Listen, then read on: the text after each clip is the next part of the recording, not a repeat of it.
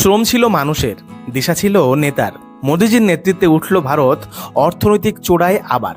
আমরা সকলে জানি জাপানকে পেছনে ফেলে 2025 সালে ভারতবর্ষ বিশ্বের চতুর্থ বৃহত্তম অর্থনীতি হয়ে উঠেছে, যার মোট জিডিপি এখন প্রায় 4.19 ট্রিলিয়ন। কিন্তু প্রশ্ন হলো, এই উন্নয়নের ফলটা কি সবাই পাচ্ছে?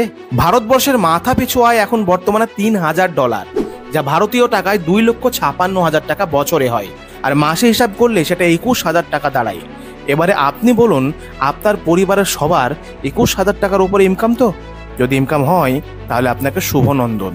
ভারতের 1% ধনী লোক জিডিপির 40% সম্পদ নিয়ন্ত্রণ করে, আর 50% গরিব জনগণ পায় জিডিপির মাত্র 13%। এই বৈষম্যই আমাদের পেছনে রাখছে। একটা দেশের জিডিপি বড় মানে সবাই ভালো আছে, এটা কিন্তু ভুল ধারণা। যারা বলে দেশের সমালোচনা করো না, আমি বলি প্রশ্ন করাই তো আসল দেশপ্রেম।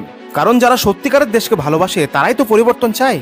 আমি চাই সেই ভারতবর্ষ, যে ভারতবর্ষের একজন চাষির ছেলে বিজ্ঞানী হওয়ার স্বপ্ন দেখবে, আর সেই স্বপ্ন দারিদ্রতার কারণে যাতে ভেঙে না যায়। তথ্য জানুন, চোখ রাখুন, উন্নয়নের আসল মানে জানার সময় এসেছে।